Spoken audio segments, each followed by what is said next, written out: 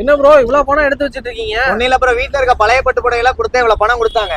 எந்த கடை ப்ரோ? அதான் இந்த கடை தான் ப்ரோ, வாங்க போலாம். நம்ம கன்னியாகுமரி சென்டர்ல பாருங்க, பணம் கொடுத்துட்டு இருக்கிறது இல்லாம கிஃப்ட் பொருளும் கொடுத்துட்டு இருக்காங்க. 916 கோல்டு காயின் 1 கிராம் காயின் கொடுத்துட்டு இருக்காங்க. அது மட்டும் இல்லங்க, இட்லி குக்கரு, நான்ஸ்டிக் தவா, தோசை தவா, பணியார சட்டி எல்லாம் கொடுத்துட்டு இருக்காங்க. நம்ம கடையில பாருங்க, பழைய கிழிஞ்ச பட்டி சேரி எல்லாம் கொடுத்துட்டு பணமும் கொடுக்கறது இல்லாம நம்ம புத்தாண்டு பொங்கலை முன்னிட்டு கிஃப்ட் பொருளும் கொடுத்துட்டு இருக்காங்க. ஒவ்வொரு சேரிக்கான ஒவ்வொரு கிஃப்ட் பொருளை கொடுத்துட்டு இருக்காங்க. பாட்கேஸ் உடனடி பண்ணுங்க. வணக்கம் சார், நம்மளோட கடை பேர் என்னன்னு கேட்டீங்கன்னா கன்னியாகுமரி சென்டருங்க. பழைய கிழிஞ்சு போன பட்டி சேரி எல்லாம் வாங்கிட்டு ஸ்பாட்ல பணம் கொடுத்து வாங்கிட்டு இருக்காங்க. இந்த கிழிஞ்சு போன பட்டி சேரி எல்லாம் எங்க வாங்குறோம்னு கேட்டீங்கன்னா ஈரோடு லலிதா ஜுவல்லரி நகைக்கடை அருகிலுங்க, மலபார் கோல்டுல இருந்து ஒரு 10 கடை தள்ளிங்க நம்ம கடைங்க.